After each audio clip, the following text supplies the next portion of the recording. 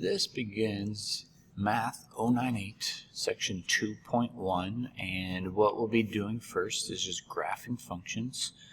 I went ahead and just shared everything that you need to know. I'm confident you remember this from previous math classes. You definitely needed to know this for Algebra 2. By the way, we call this a Cartesian plane. You'll never need to know this for a test, but it was actually created by the French mathematician René Descartes. So that's where we get the name.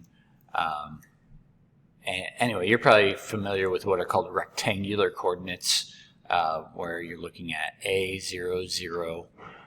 So here's everything that you need to remember. I just wrote down positive on the x-axis is to the right, negative on the x-axis to the left, positive on the y-axis is up, negative on the y-axis is down. The first quadrant is in the top right corner. There's a reason for this. You just don't need to know. The second quadrant's in the top left corner. Bottom left is the third. And then the fourth quadrant in the Roman numerals, by the way, is down here. And you don't have to use Roman numerals. You can just say fourth quadrant. Don't forget, the origin is what we call where the x and y axis cross. And that's exactly where A is on this. By the way, when you get to your assignment, you don't have to create a new graph over and over again for all of these points. Just clearly label, for instance, right 3 up 2. I want to see the tally marks to show that that's how you got to point B. Same thing with C. This means left 2, down 1. That's point C. I need to scroll down to see point D. It was also part of the notes. That's right 5, down 3, 1, 2, 3. And so if in your assignment, let's say this is number 1,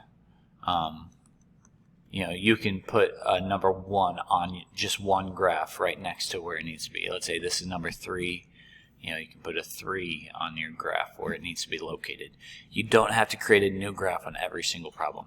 I do expect to see labels, though, like that each tick mark means 1. You don't have to write a 1 next to every, 1, 2, 3.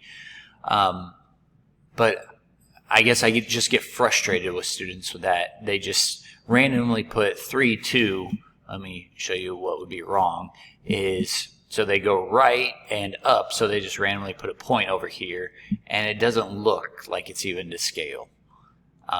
So I want to see tick marks on all of your graphs. So just remember that. That's my preference, and it's not a lot of work. This is not a lot of work. I just wanted to pull up a graphing calculator for you. We're not going to use Wabadimu because I don't expect you guys to. That's a program, by the way. It's just a emulator for graphing calculator. If you've seen it before, feel free to use it. I'm going to show you Desmos.com. So pull up the Internet Explorer or Google Chrome or whatever you use. I use Chrome. Safari will work as well. And let me move this for you. It's just called Desmos.com is all you have to type it in. I just show you that, and as I click graphing calculator, this is where you would type every equation. Like if you want to see the equation y equals 2x plus 3, this is the same graph I showed in class a few weeks ago. You can actually see the y-intercept. You can see the slope is up 2 over 1, down 2, left 1. You can see where it crosses the x-axis. This program is very dynamic. Now, what we're doing in this problem is just getting familiar with our calculator, and it's just asking you to change the settings of your window. Now, in a graphing calculator, what you would do is show that this is the furthest to the left. So the x-axis is furthest to the left. So this is furthest to the right, so left, right. And then this is the number that we call is the scale. Well, let me show you what it looks like on Desmos. So let me switch screens. And it's in this little tool, just changes your graph setting. That's a wrench, by the way. And what you can do is just change your x-axis just right here. And the step is what the scale is. So if you want to count by tens, like the directions ask you to, then you change that to be the step to be tens. And then this part is changing it with y's, negative 25 to 25, and then 5, so same thing. I'm just typing it in with my keyboard, by the way. The step of 5.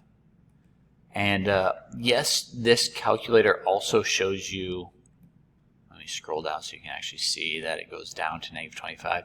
The thick lines, those bold lines, are what they mean.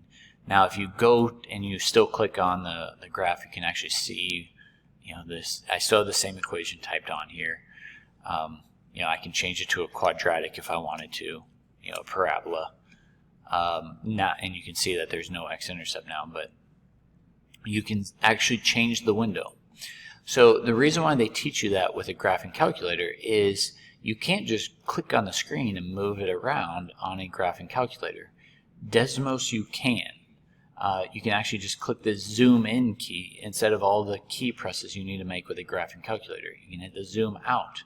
I've never hit this before, but it says it goes back to the default negative 10 to 10 screen, counting by ones, it looks like. Although I guess it doesn't change the steps back to the original. But that's how you would change the steps back to the original. Ooh, that looks really busy. I don't like these grid lines on here. Oh, maybe I do. Just see. No, not the minor. Even that looks pretty busy. Anyway, if you ever don't like it, you can just go back to your tool and just go back and hit Desmos and hit leave and go back to your graphing calculator, and it'll go back to the way it used to be. It just like clears everything out. Okay, so I think we're ready for this thing. Okay, so without using a graphing calculator, these are your x and y values. X and y, X and Y, which actually makes sense. Let me move this back to the typical screen. If we go back, it was X, so let me look at this one. Right 3 was X-axis, and then up 2 was on the Y-axis. So it makes perfect sense that all you're doing is you're evaluating and seeing if this statement is true, plugging 1 for X and 4 for Y, and asking, is this true? With a question mark. Does 4 times 1 plus 4 equal 8? Yes. And I'm fine if you just circle, like, okay, 1, 4 is one that works. So go to the next one. Let me just change colors just to show you. I'm going to try this one in green. So now I'm taking out the X, which is 0, and replacing it into the problem. Replacing Y with 6. And asking, is this true? Okay, well, 4 times 0 is 0 plus 6 is 6. Well, 6 does not equal 8. So to answer this question, no, it is not true. So you might say false instead. And you can just cross it off. That's wrong.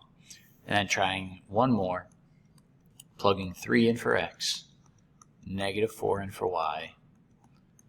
All right, is this true? Question mark. Well, 4 times 3 is 12. That's the same thing as minus 4. 12 minus 4 is 8. So yes, this is true. Now clearly I'm trying to show you with the graphing calculator as well. So I'm going to go back to Desmos. And you can just, what I like about Desmos is you don't even have to change it to slope-intercept form. Some of you might remember in a graphing calculator, you had to change everything in slope-intercept form, like y equals negative 4x plus 8. You don't have to do it here. So now you can go to your setting. Well, there's several ways you can do this. And actually just put your cursor on here and scroll and see that when x is 1, it's 4. What's the other one that worked? 3 was negative 4. So 3 went down to negative 4. But I wanted to show you, if you hit this wheel right here, it used to give me a table of values. That duplicates it. Okay, so this magically changed on you, but the reason why it doesn't give you a table of values is this is not written in slope-intercept form. But if you change it to slope-intercept form, then hit this wheel, you can actually see the table of values. So you can see when x is 1, y was 4. And you can just hit enter down here, and you can change any of these numbers, by the way. Like if you want to see when x is 100, what's the y value, you can change any of these values. Otherwise, you might make a mistake. So here's another way to show that when x is 1, y is 4, and when x was 3, y was negative 4, and when x is 2, y was 0, not, 0, 6. Sorry. When x was 0, y was 8, not 0, 6. All right. Okay, so we're going to talk about standard form next. Is this we need these to be integers actually, so it's not enough to have these as fractions, and we typically write x first then y. So a, b, and c are constant integers. You should remember that from a previous problem. So on page 106 in your book, you can follow along with this problem. We're going to use this graph, which we can just go to Desmos again.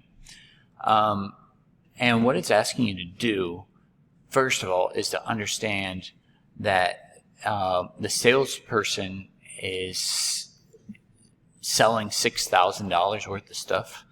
That's being placed in for X in this problem. So to find the particular salary, we can just plug in 6,000 into this. Well, if we take a calculator and we do that, so let me clear these out. 3,000 plus 1/5 times 6,000. You can see that that salesperson will make $4,200. But let's look at how we can actually read a graph. So what you could do instead of what I just did is you can type in y equals 3,000 plus 1/5 x. Right now you don't see anything, and that makes sense because the y-intercept is 3,000. So you could zoom out, but this might take you a while because we got to get our y-intercept to be, there it is, 3,000, and you can see that the slope still looks like it's up 1, right 5 because we zoomed out at the same pace. And what we can then do is say, oh, well, what's the value when x gets to 6,000? So I can hit x equals 6,000, and we can see this point of intersection is 4,200, just like we said it would be. Okay, so let's look at how to answer part B, by hand. This time, the salesperson wants to make more than $4,800. More than $4,800. So instead of selling $4,800 worth of product, we want them to end up making $4,800. Well, now what we need to do is solve for x. And I hope that makes sense because it's asking how much total amount of product should you sell. That's the x right here. Well, the algebra way of doing this would be to subtract 3,000 over, get rid of that. So that gives me 1,800 equals 1/5 x. And to solve, dividing by 5, that's really what multiplying by 1/5 is. You have to multiply by 5. So traditionally, probably how you learned it in Algebra 2 is this way, and then go to a calculator and figure out what 5 times, it was 1,800, right? So that individual would have to sell $9,000 worth of product.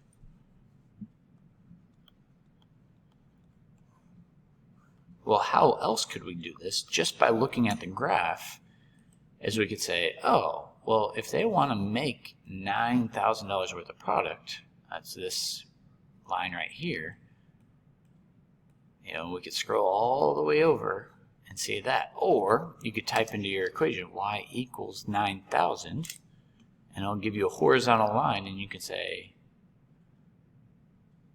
oh, I just realized I said the wrong number. She wanted to sell $4,800 of product. And you can see my confusion that the answer is 9,000. That's what it should have been. Sorry for that mistake. I'm going to continue this video in the next